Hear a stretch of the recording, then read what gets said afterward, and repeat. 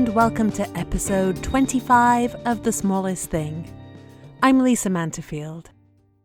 I don't know about you, but I can say with absolute certainty that lockdown has not been good for me, mentally or physically. Yes, I've done a good job of keeping myself and my loved ones safe, but I can't say I've kept us healthy. Even though I've tried to eat well, get exercise most days, spend time in the garden and in nature, and treat myself to things like skincare, masks, and quiet time with my Calm app, I've spent just as much time slumped in front of the TV eating potato chips and wondering why my stretchy clothes don't seem so stretchy anymore. It's not a joke, though, and I'm aware of the long-term effects of this neglect. So, my guest this week is Rayne Lacko, author of the Dream Up Now workbook. And Rayne came to talk to me about self-care.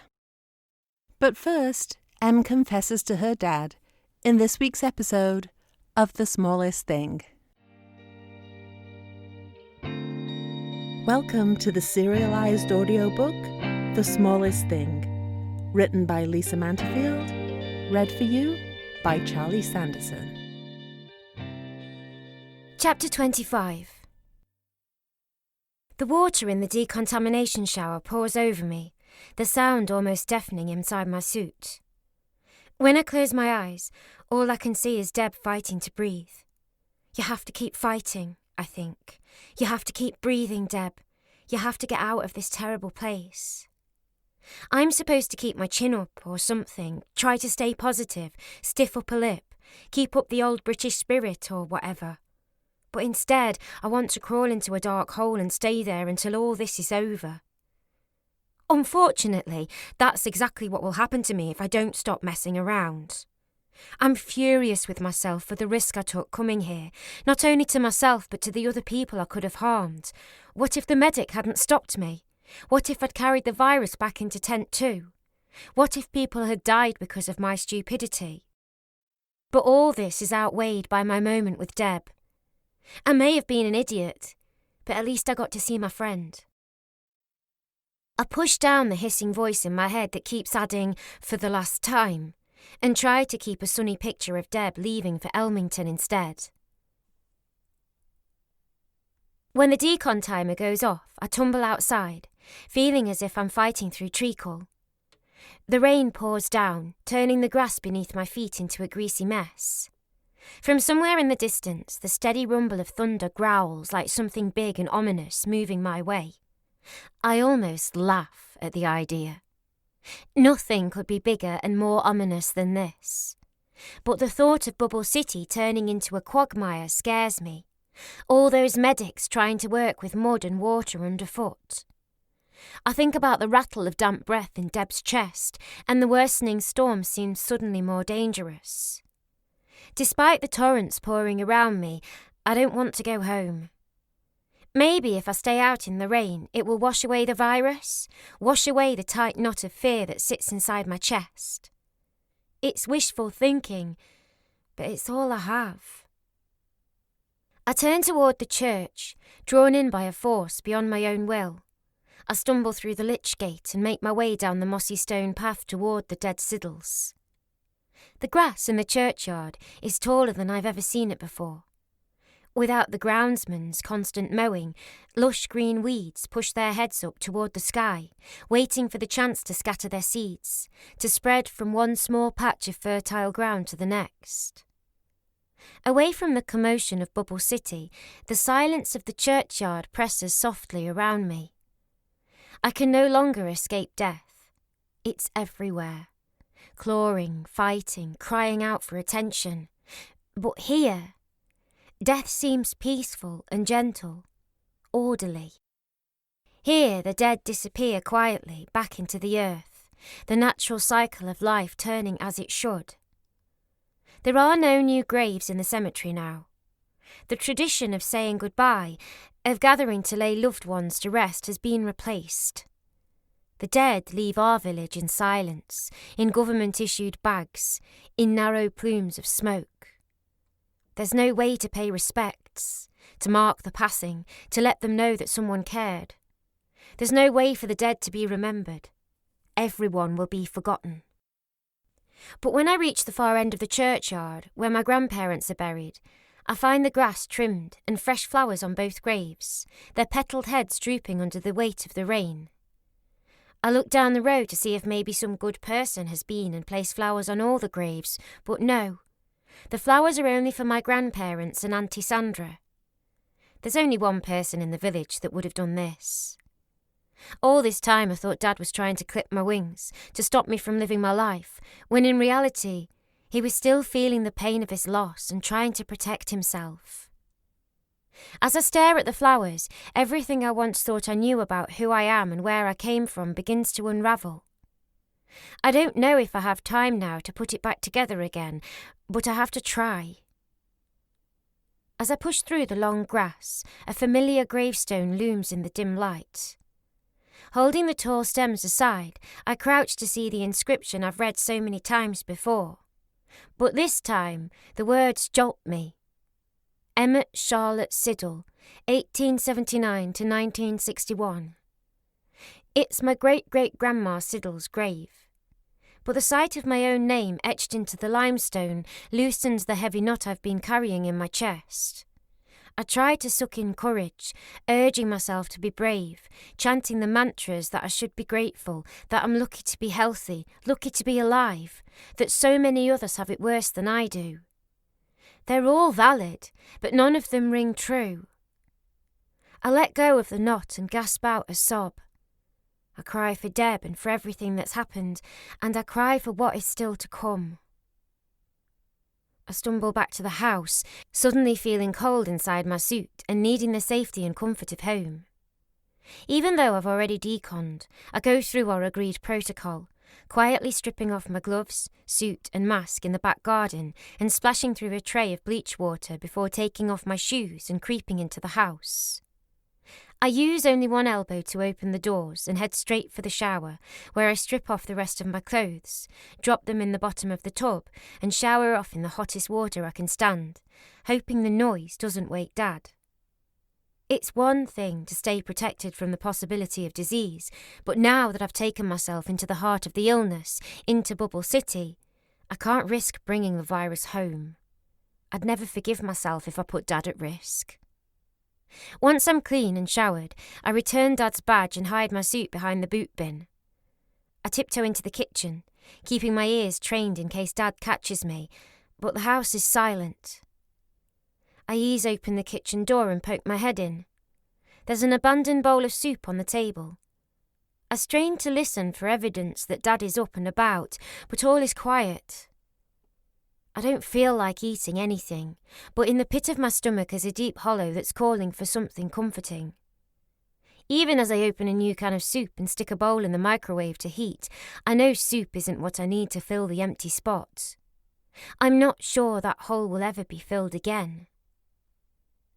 When the soup's ready, I carry my tray through to the living room, opening the door with my hip and going in backwards so the door can't swing back and hit me. As I turn to manoeuvre myself around, I almost drop the tray anyway.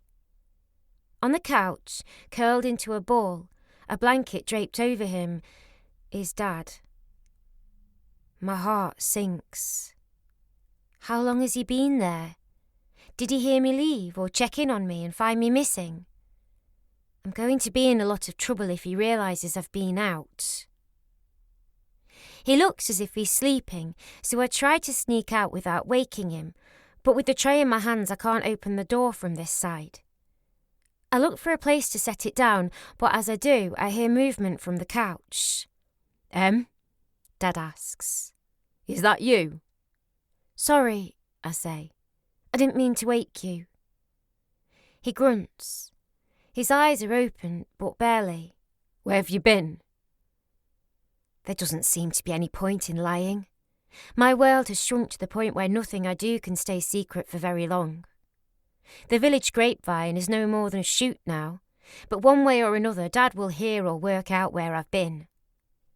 I find this new need for honesty both painful and refreshing. I've been to Bubble City, I say, to the tents. I went to see Deb. Dad frowns. At this hour? I tell him she's in the care ward, and I see him piece together the bits I've left out. I just wanted to see her, I say. It's horrible in there, Dad. And then I can't stop talking. I tell Dad about the tents and about Deb in her bubble. I tell him about how she looked and about the suited medics caring for her. It's like she's all alone in there. Nobody can touch her. No one can comfort her. My voice catches in my throat, and I wait for Dad's outrage to come. He won't let this continue. Dad will get this wrong righted. But he doesn't move. Now that I look closer, I can see he's a bit pale. Dad? I set the tray on the floor and move in to get a closer look. What's the matter? He holds his hand up, telling me not to come any closer. It's nothing, he says. I'm just tired. A trickle of cold fear runs up my body. Do you feel ill? I ask. He shakes his head. I just need a bit of rest. I'll be fine. You don't look fine. I'm okay, honestly. I hesitate, wondering if he's telling me the truth. Given the stress he's put himself under, the constant running around to the villagers, he must be exhausted. Maybe he is just tired. It's the middle of the night, after all. But even as I convince myself he just needs some sleep, that dark hollow inside me opens a little bit wider, assuring me I am wrong. Dad asks as I reach for the door. I turn, waiting for the part where he flings in a last admonishment. He doesn't open his eyes, but behind his mask there's a hint of a smile on his face. You did a good thing tonight, he says. And then he falls back asleep.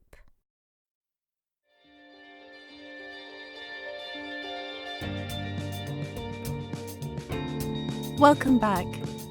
Recently, I spoke to Rayne Lacko about the importance of self-care in these trying times.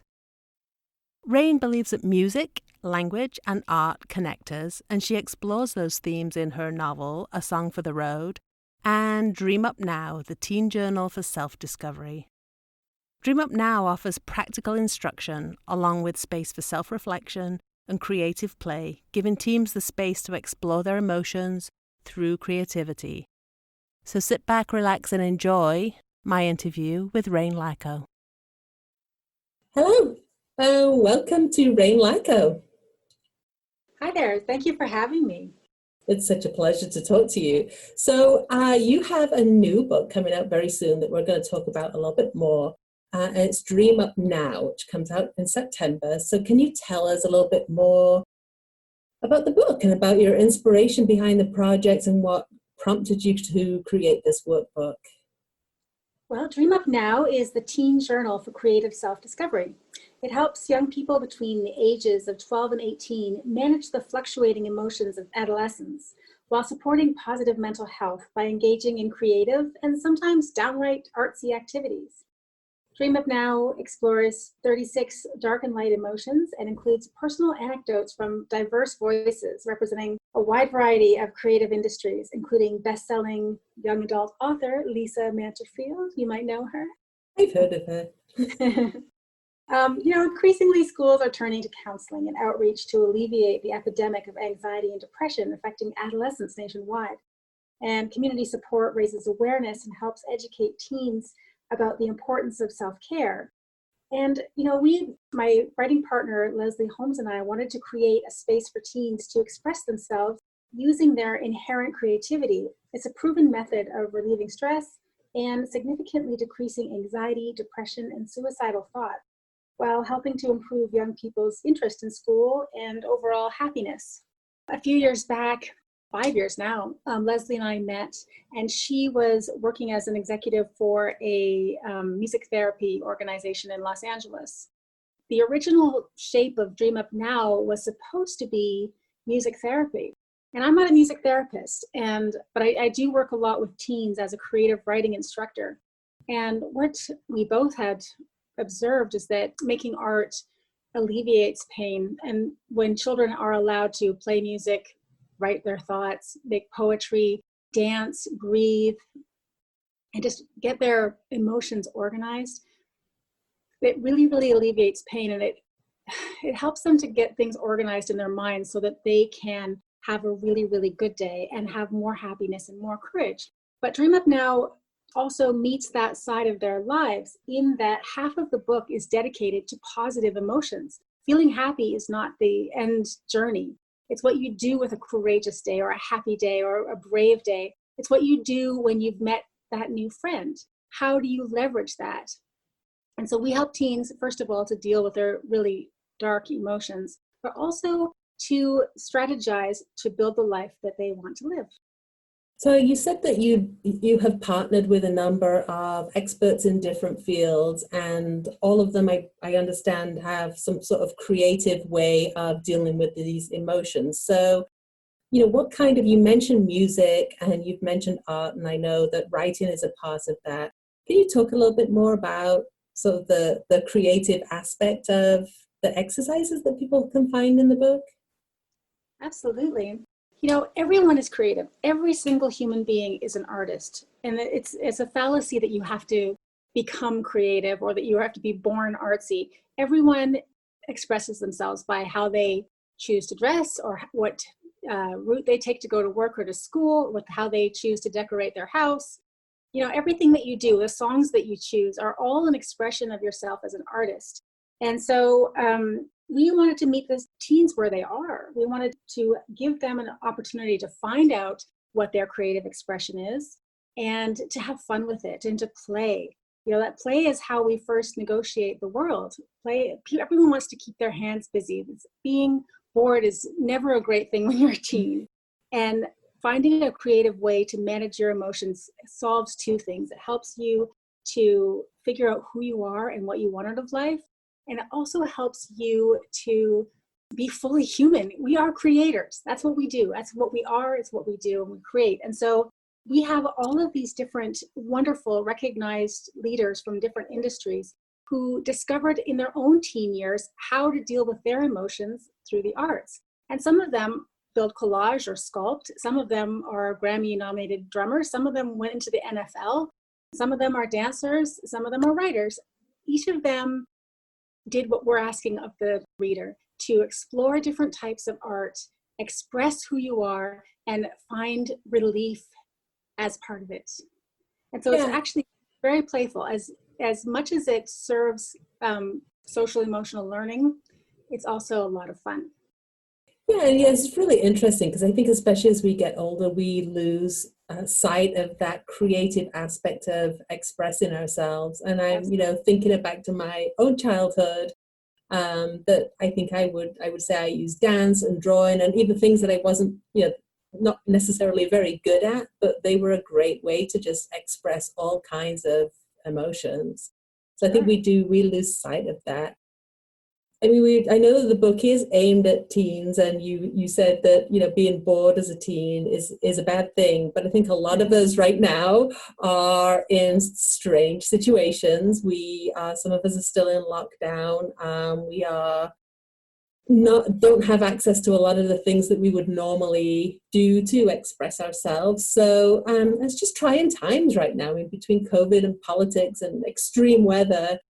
Even those of us that are in situations that are safe and healthy and otherwise fortunate are sort of feeling this emotional impact of all that's going on. So how can we take care of ourselves? How can we use some of our creativity or play, as you talk about, to sort of take care of ourselves during this time? Well, those are two very different questions. On the one hand, we have a lot of people in the pandemic that are really struggling emotionally.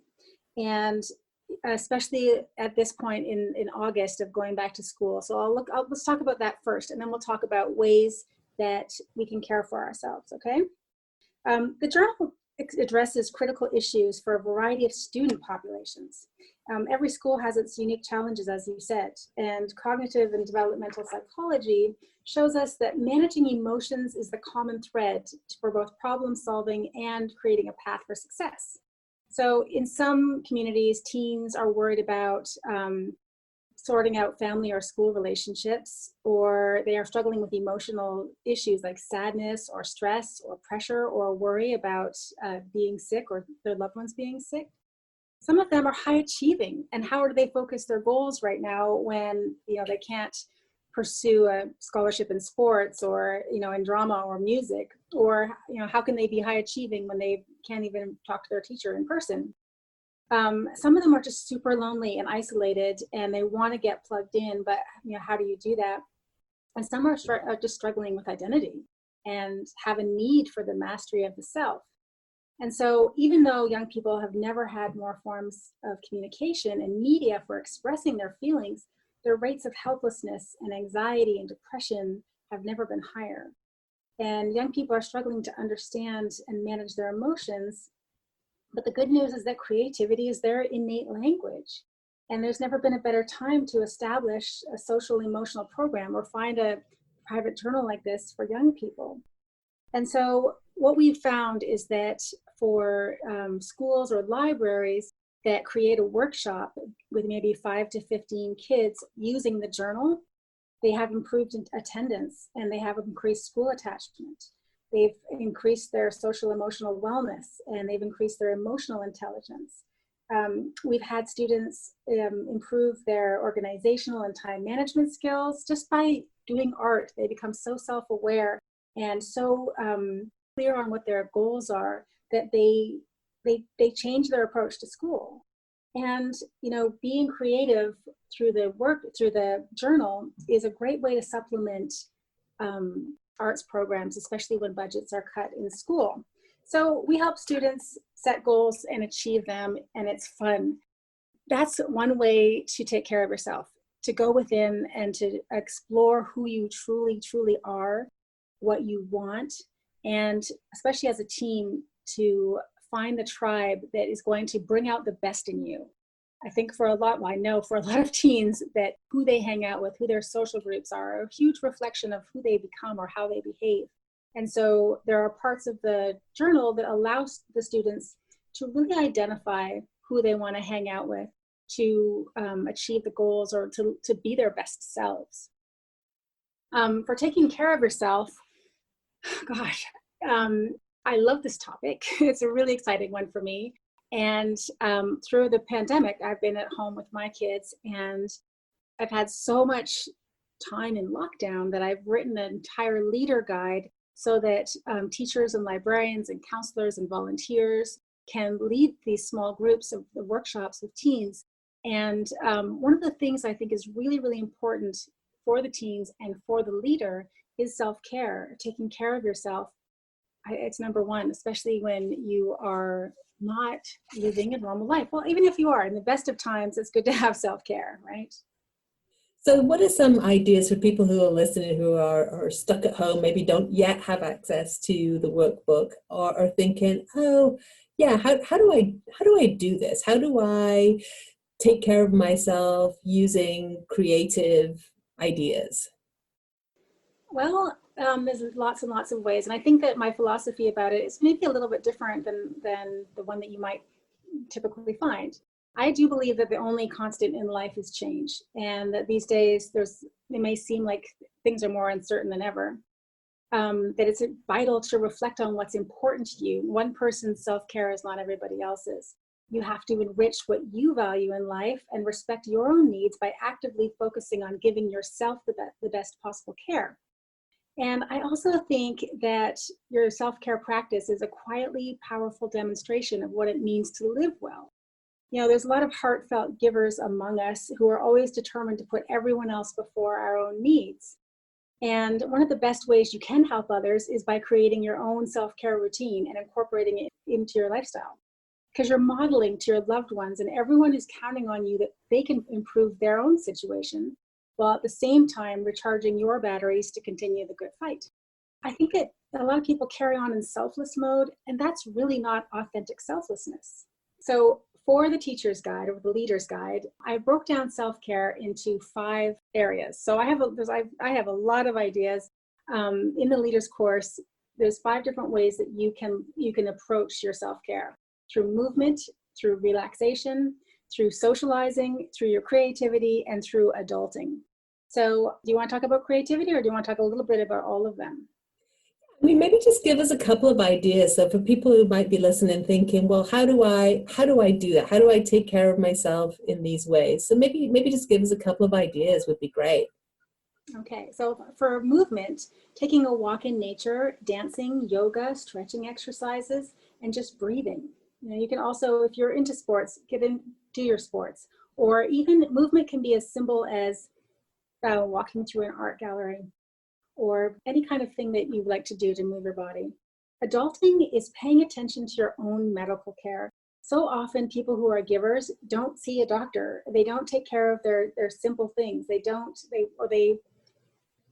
can give up checking their emails at night or attending gatherings or saying yes to things that they don't need to say yes to, and to stop rushing. Relaxation is obvious. Again, you could go for a walk, take a warm shower, take care of your grooming and hygiene. A lot of people give that up and because we're at home and nobody sees us, but honestly, it's really good for your mental health and your confidence level. You can cuddle or play with your pet. You can listen to soothing music. For socializing, right now is very, very difficult. So I would say in a quarantine situation, socializing is best if you mix it with some other kind of self-care, like doing yoga with a friend, walking with a friend, doing karaoke over, over Zoom, visiting a museum or having lunch with one person. Even making a greeting card and sending it to someone is a great way to socialize. And it's really thoughtful. And that ties in with creativity. You could work in a garden, you can dance, sing, play an instrument, you can doodle, you can draw, you can take up watercolors. Even meditating is a form of creativity. There's all kinds of things as we're at home that you can use for sculpting. And creativity is often doing something just for pleasure's sake. If you can find something that just gives you pleasure and gives joy, if you stand back and look at it, it's probably something that is a creative activity. Even just rearranging your furniture is a great creative activity, and it can give you a fresh point of view, literally and figuratively. Yeah, that's great. I mean, there's a lot in there that I haven't really thought about, and you're right, just moving the furniture around, or I sort of love the idea of Zoom karaoke, so I think some of my friends and family might regret you saying that. But, yeah, I mean, it's just, I think sometimes it's hard to get out of our headspace of like, oh, we're in lockdown, there's so much that we can't do. And so I love that idea of just finding something in the house to sculpt. I mean, making your own Play-Doh, or I mean, there's just so many great ideas in there.